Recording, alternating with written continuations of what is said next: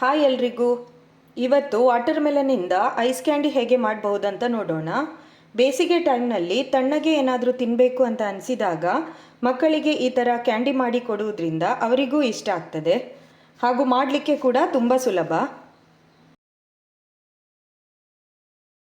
ಇಲ್ಲಿ ಕ್ಯಾಂಡಿ ಮಾಡಲಿಕ್ಕೆ ಅರ್ಧ ವಾಟರ್ ಮೆಲನ್ ಸಾಕಾಗ್ತದೆ.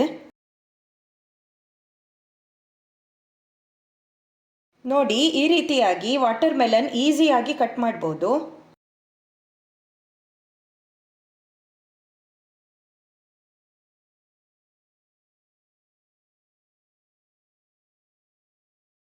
ಮಿಕ್ಸಿ ಜಾರ್ಗೆ ಕಟ್ ಮಾಡಿಟ್ಟ ವಾಟರ್ ಮೆಲನ್ 1.5 ಸ್ಪೂನ್ ಸಕ್ಕರೆ ಹಾಕಿ ನುಣ್ಣಗೆ ಗ್ರೈಂಡ್ ಮಾಡಿ.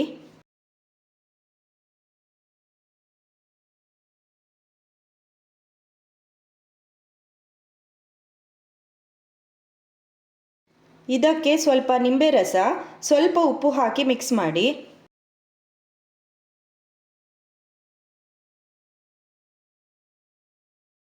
ಈಗ ಐಸ್ ಕ್ಯಾಂಡಿ ಮೋಲ್ಡ್ಗೆ ತಯಾರಿಸಿಟ್ಟ ಮಿಶ್ರಣವನ್ನು ಹಾಕಿ.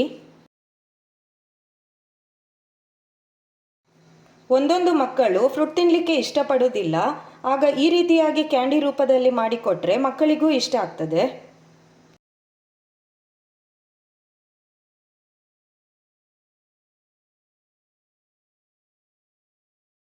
ಇದನ್ನು ಓವರ್ನೈಟ್ ಫ್ರೀಸರ್ನಲ್ಲಿ ಇಡಬೇಕಾಗ್ತದೆ.